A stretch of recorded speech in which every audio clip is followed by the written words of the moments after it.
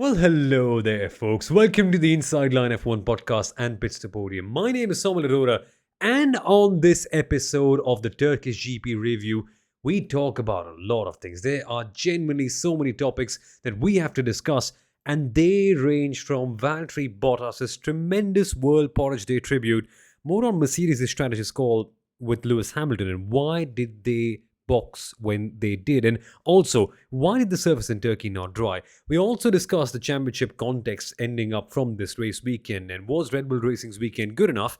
Why did McLaren not look so promising? What about Pierre Gasly? What about all the drivers in the midfield and everything else? All of this on this episode of the Inside Line F1 podcast and Pits to Podium.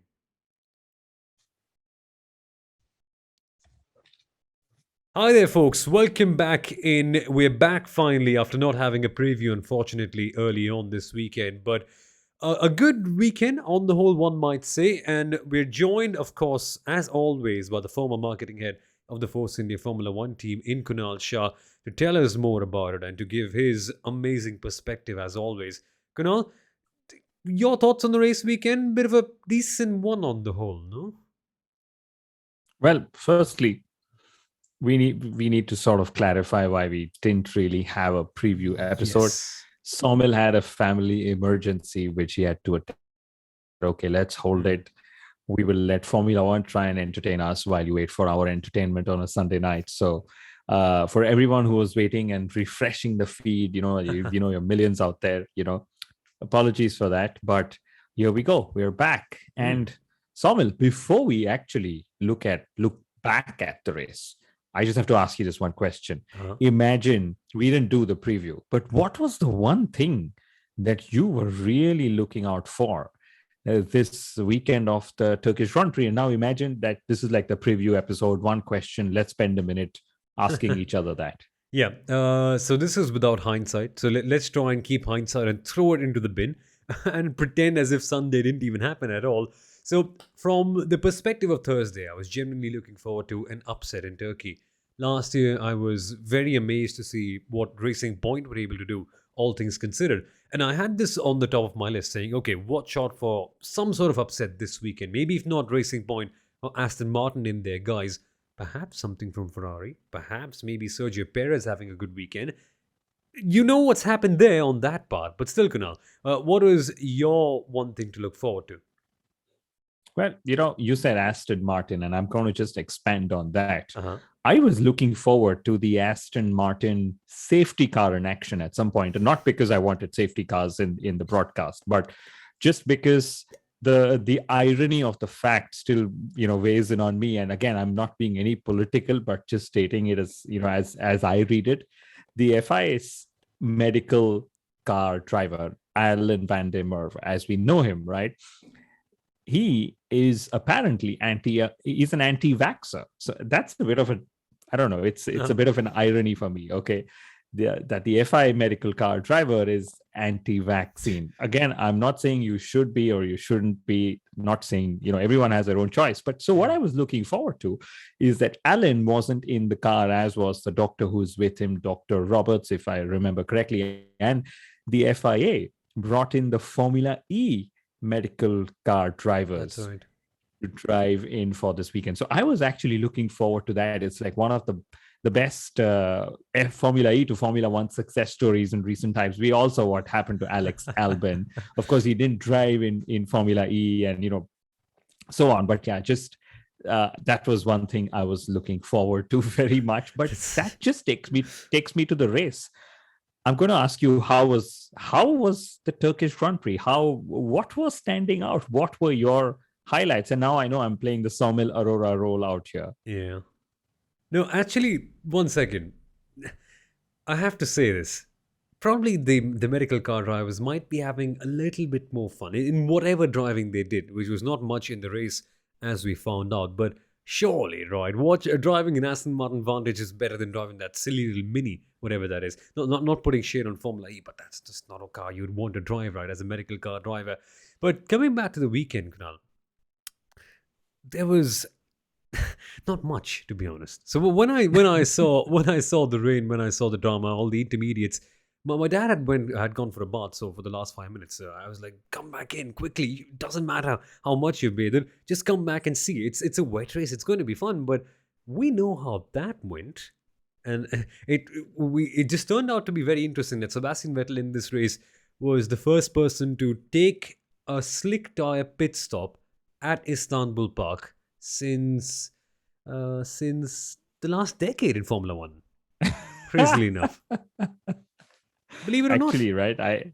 Yeah, that's a very interesting statistic. Who was the last driver to take slicks at a race, at Istanbul Park in the last decade? And the answer is Sebastian Vettel. Ladies and gentlemen, when you're in a bar or when you're in a Formula One quiz, could be anywhere in the world. It could be a cafe for all we know. Yeah. Please remember if this question comes out, because people like Soumil Arora, who hosts such fan meets, will remember such questions. I am the last one to remember answers to such a thing, Soumil. But you've dug out a few good ones. You've dug out a few good ones for this race, which we shall come to, though. I have. The strange thing is I remember them for the podcast because I write them down in my notebook, right? And then I just overwrite them every time a race passes by. But yes, well, no safety car. All 20 drivers finished the race for the third time in 2021. So we've had an epic season, but we've also seen all 20 drivers finish the race. No virtual safety car. We had the Haas drivers actually battle each other because Mick Schumacher was spun around by Fernando Alonso, but that move that Mick made on Mazepin was clean. We had Mazepin blocking people, but nothing of that sort also sort of led to a VSC or a yellow flag or something, any kind of stoppage. So that was that. Then just goes to show, each time we say, hey, here's a wet race and it's definitely going to be an entertaining one, or here's a damp race, doesn't always deliver an entertainer or a blockbuster entertainer. Yeah. We sort of had a reverse grid as well, Lewis Hamilton starting P11 and then Carlos Sainz, of course, at the back of the grid. So reverse grids also don't necessarily give the best kind of races. Well, in that case, maybe if you consider Hamilton's race, it was a lot of fun trying to see what he would do or what Mercedes would do, which, we will sort of decode. So all in all, it was fairly an okay race. And the Turkish Grand Prix, makes me ask a wider question, which I think you and I are the only ones in the whole world of Formula One asking on a very public stage. Are the Pirelli Inter tires the best tires, or are they even racing tires to go on? Should they be used in any form of mode on track? Should they even be used on road? Because I don't know. It just, Alex Jakes, who's of course commentating on Channel 4 and Formula 2 and the likes, and very, very, learned. He said something very interesting. The new Inters had too much rubber on them, so they were drifting. Then the Inters that actually worked was when you ran them down and cooled the tires a little bit. But if you used up more rubber, you were basically just, your tires were short. So I don't know what sort of talent a driver then needs to fall between that line or whatever. And tire management, race management was all that we saw pretty much all race. And wasn't it last year when Lewis Hamilton and Sergio Perez were actually able to put this complex mess of a strategy, which involved them starting out on intermediates and turning into slicks without going into the pit lane even once, just by wearing out the tires? And that came, of course, with a complex mixture of a very, very slippery circuit, which we didn't have this time out. And let's actually get to the surface and all of that in depth. But we have to talk about Valtteri Bottas first, right? I think it's only fair that we discuss that after we discuss Bottas's tremendous victory. So on days like this, Kunal, you really wonder that, well, this guy could have been so much better, man. This guy just could have been so good.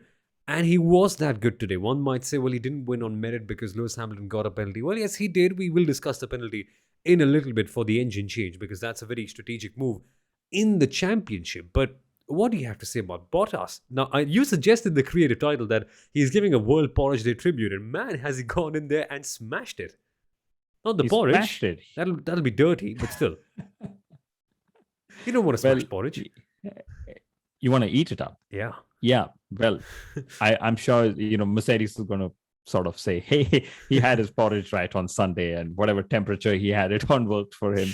But I think it's great. It's great for Valtteri because He was looking at an embarrassing second winless season with Mercedes. Remember, 2018, he didn't have a win either. So he scored a win. Of course, Hamilton starting P11 helped Valtteri's prospects, but he got pole.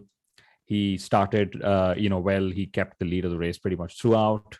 And then he also got the fastest lap of the race. So fantastic for Valtteri Bottas. He, of course, said, something has changed after Monza and he's driving carefree. And we all know what happened in the days leading up to Monza. It was announced that he would be leaving Mercedes and joining Alfa Romeo. So some sort of weight really taken off his shoulders, it seems, and he's enjoying his driving. And, in 2020, the Turkish Grand Prix was actually Bottas's worst race, or one of the worst races of his career. He had 6 spins and he was P14, and he kept saying this in his post-race conferences, trying to, override people's memory of 2020 was for him. In 2021, he drove a commanding race at the front. I would say he was unchallenged pretty much, and I have two very great things to say. After which, I'm happy to hear your thoughts, Soumil. The first is, in the last 4 races,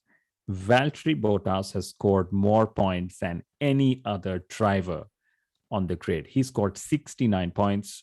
Max Verstappen has got 63 and Lewis Hamilton has got 54. So that's the math.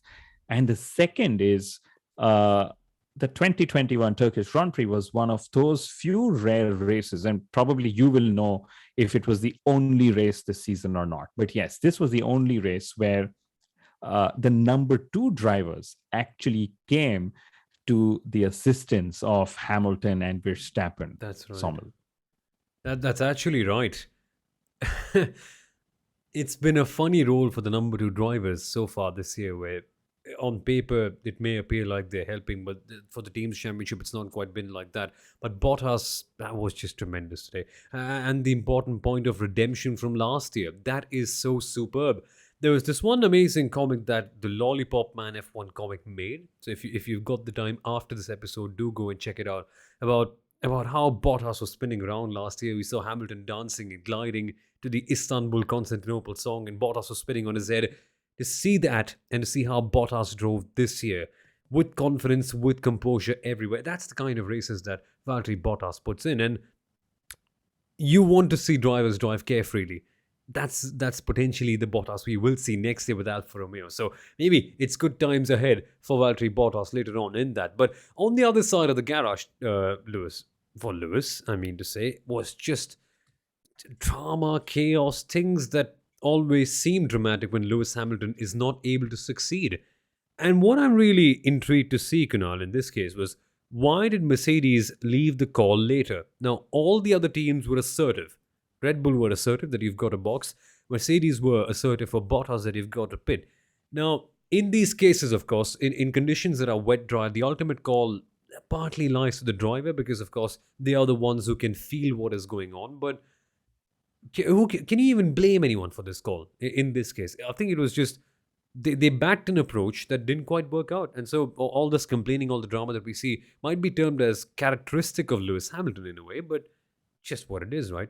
Nobody wants to be the father of failure in a way. That's so well said, Soumil. And there's this quote doing the rounds on social media, and it's pretty much going to show up on everyone's feed if it already hasn't. Lewis was, saying that if Esteban could pull off a zero-stop strategy, he could have done it as well. And I think maybe Lewis's quote was taken out of context. Maybe Mercedes' strategy and the way they saw it is not being explained in context. And let's try and put a couple of minutes to doing exactly that, Soumil. Now, two things in my mind. There's always 2 things. Everyone who's avid listeners of ours would say. The first is, this is not a season where Mercedes is at their dominant best. We know that. I'm not going to explain that further, right? Had it been one of those kind of seasons, Mercedes could have just sort of played that kind of a role and said, let's just try and see if our luck stretches out. And let's see if Lewis gets lucky and he can pull the zero stopper, because the only one challenging him was Valtteri Bottas, as we know, right? But that's not the case anymore. And then the second thing, which I've almost forgotten now, was that, yes, it's back in my mind. Yeah, I think Mercedes were right in trying to play it safe. 6 races remain in the season, right? I think Mercedes's play safe strategy can be seen in two things they saw. Again, two being the favorite number. First was very much in the engine penalty that they took for this weekend, the 10 place grid penalty for Lewis. And we will debate whether it was the right thing to do or not later on. But yeah, that was one. And the number two was, getting Lewis to pit, because I think Mercedes' simulations would have shown that Lewis would have lost points and lost positions either way, had he pitted or had he stayed out.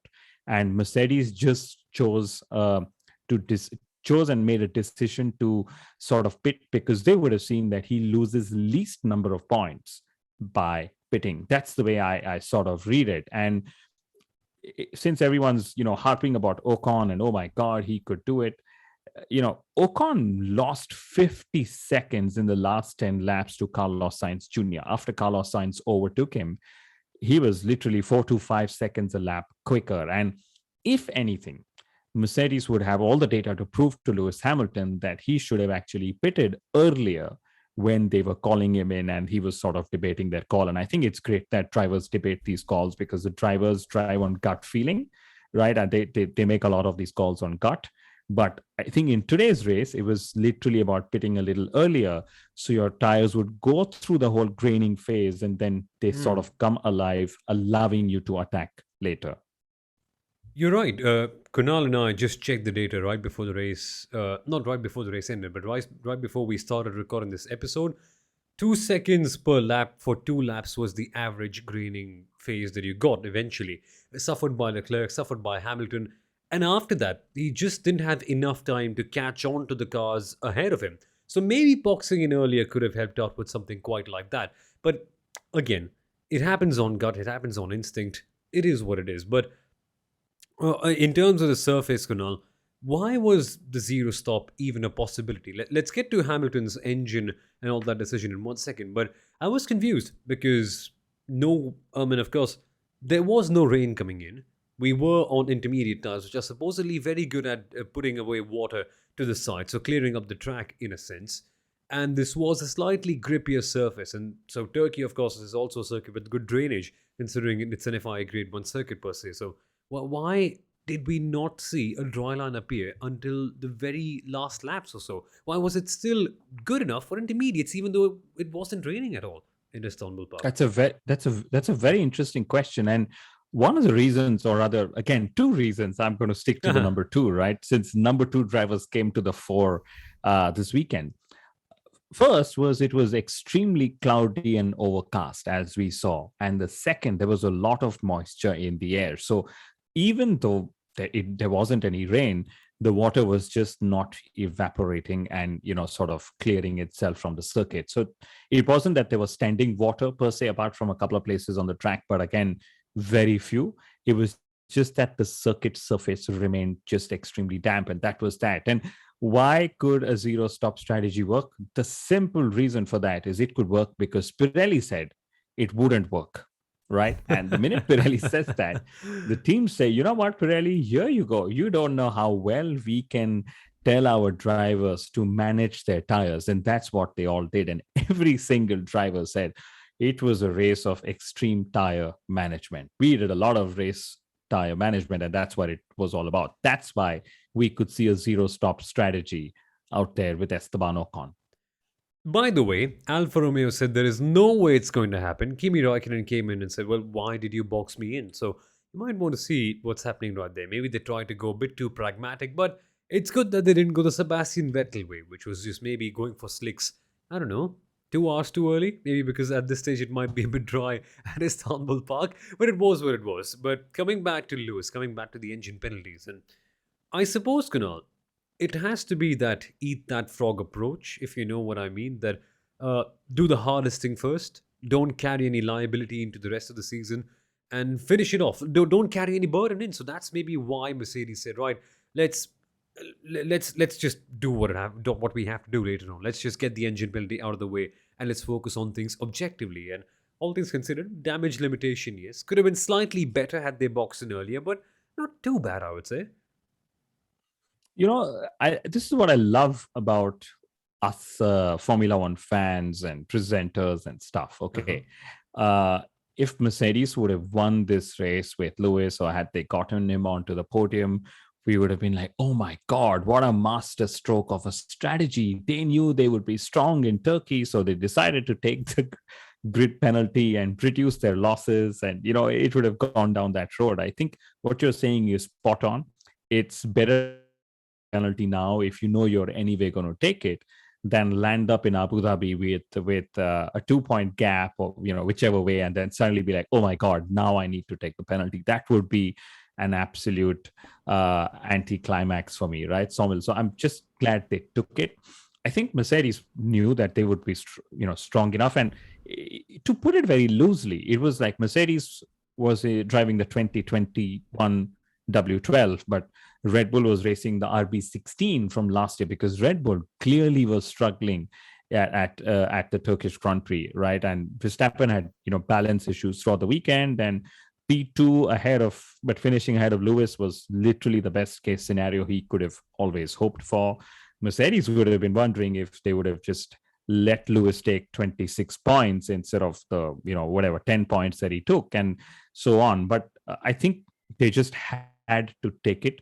They were hoping for a crazy race, I guess, because when there's a damp race, there's a higher chance of things going crazy. I'll actually add something to that. When there's a damp race and there's a special livery in white chosen by any team, that's when a race, 9 out of 10 times, or 9.9 out of 10 times, has gone a little crazy. So Mercedes was banking on a much crazier race, and I just think that they had to take the penalty, and they took it. And maybe we should spend a minute to literally talk about these engine penalties, Soumil, because in my view, I think the teams are not being penalized enough when they are using more than the number of allocated power units and all the other components through the season, because the magic number is 3, as we all know, and every single power unit manufacturer has busted that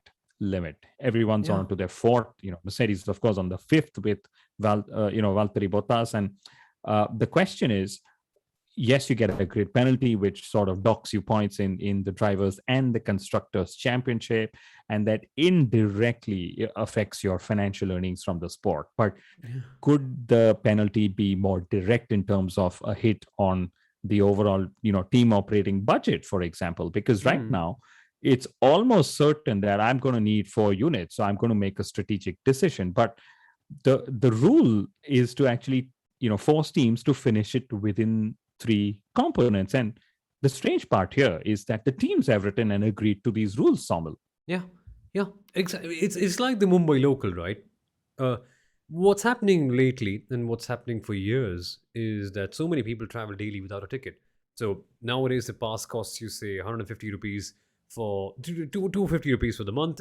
You don't travel with a pass, you get a fine of 900 rupees. So you travel for so many months, and the ticket collector catches you once in, say, 6 months. Your cost is negated. You don't mind paying that 900 bucks, that one bit, because you've already sort of used up the worth of it. So it's just like a slap on the wrist. It's useless. Doesn't make any sense. So maybe docking it from the budget cap would be a smarter idea. Again, here's me sitting in my lovely, comfortable leather chair in my bedroom, not doing anything working in Formula One, and saying something like this. But I think you have a point, Kunal. It's just too light a penalty, especially for the front runners. For say someone like an Alfa Romeo, someone like an Alfa Aston Martin, I mean, so that's a hard hit for them. But why does it matter to a Hamilton or a Verstappen when they can just fight back so easily, when they've got such a gap to all the others in a case like this?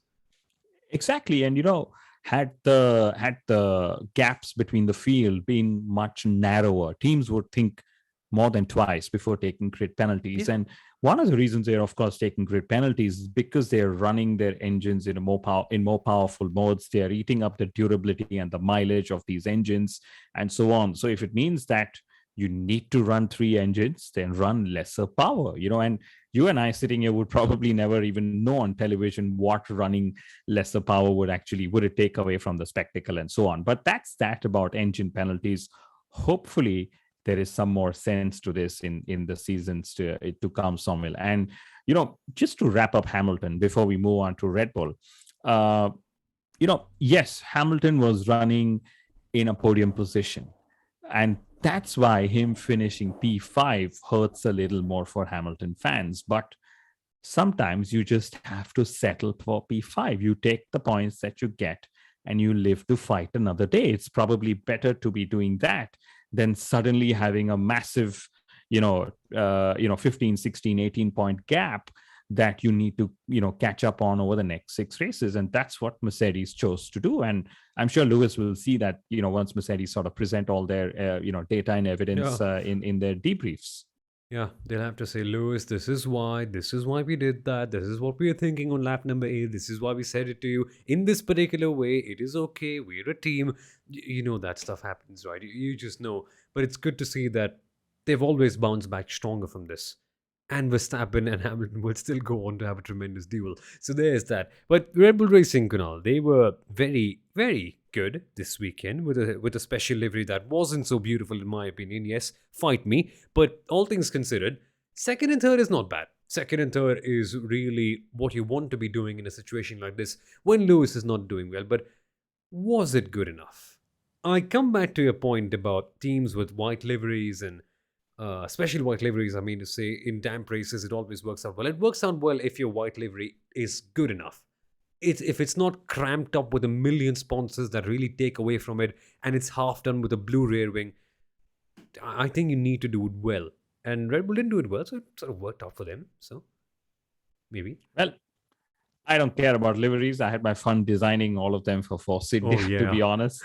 And I would say, with Red Bull not having the pace this weekend to fight for the win, coming back with a double podium was perfect for them.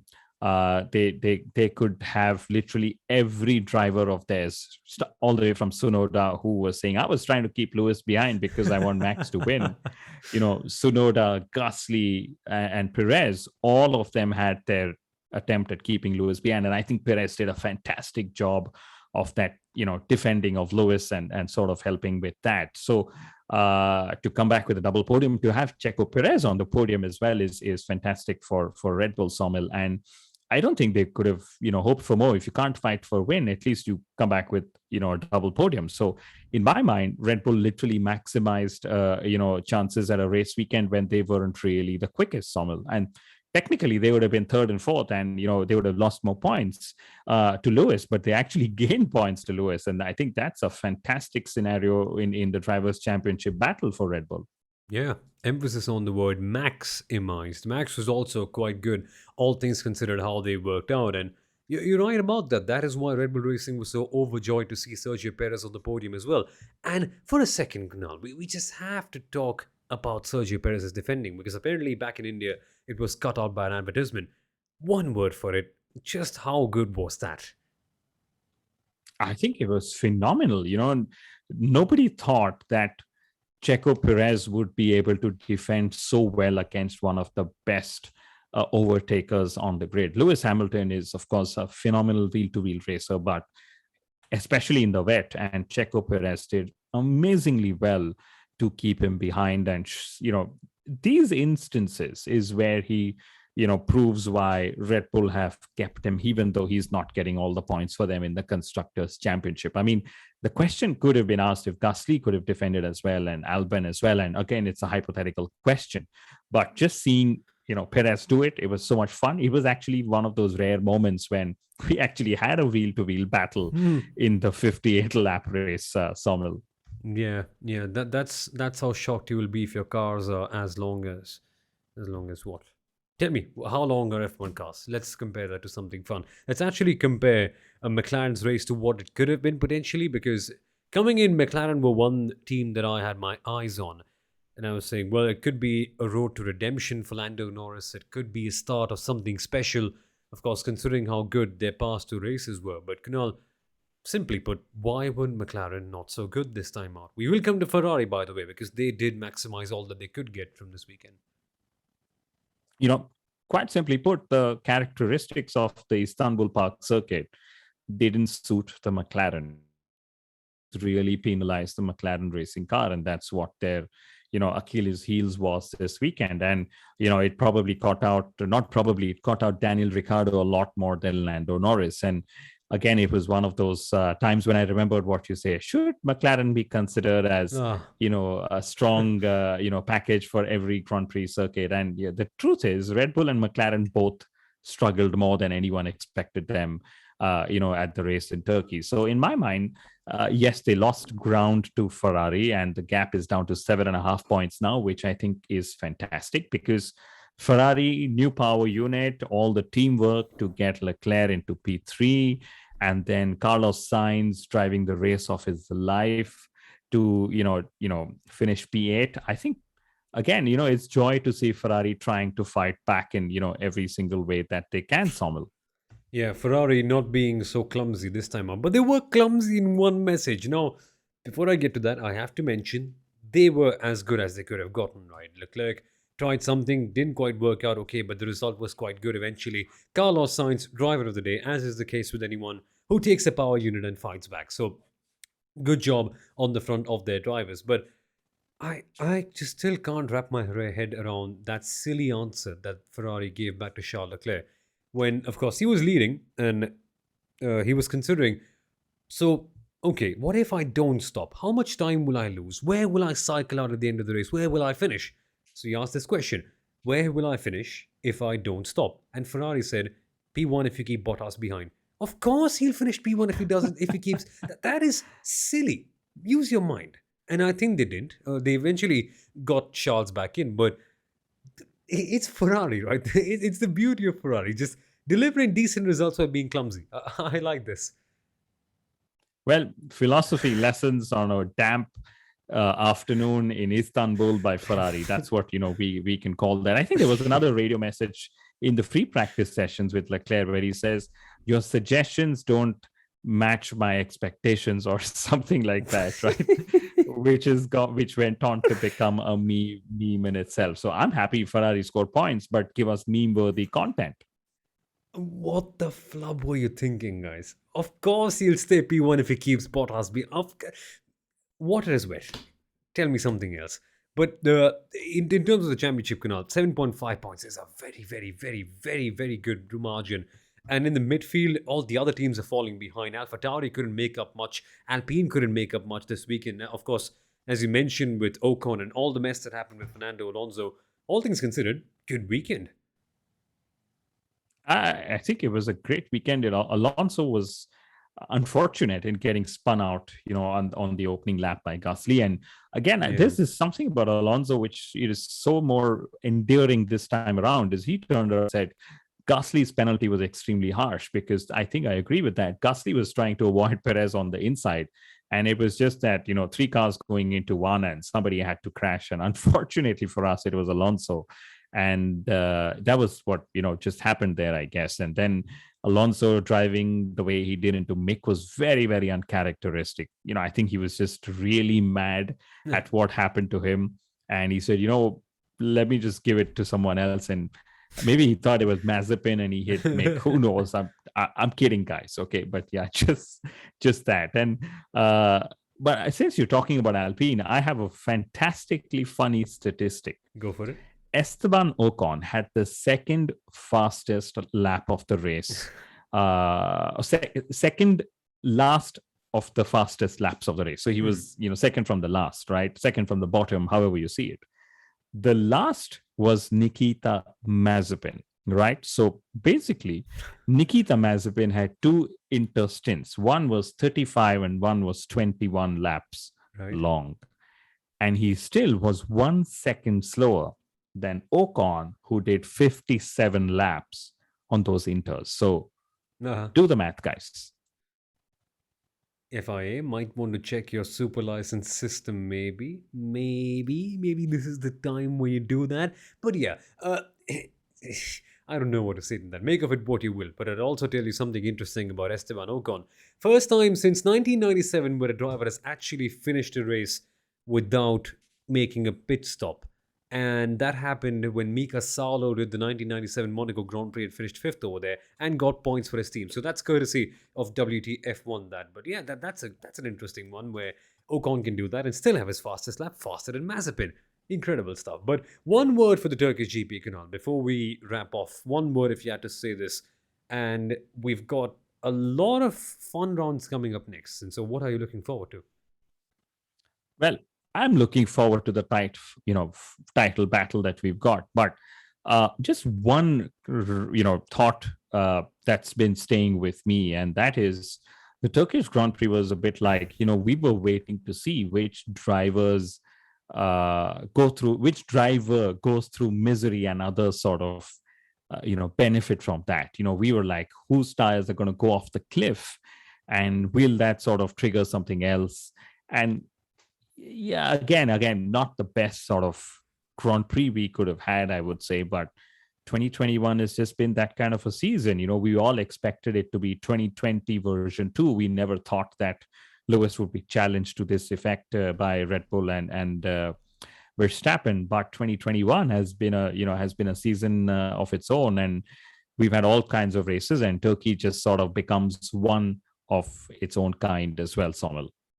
Simple. Will you tune in next weekend? Yes. Why? There is a battle at the top. And so do that on the Inside Line F1 podcast and Pits to Podium, folks. I hope you had a good time listening and watching this episode.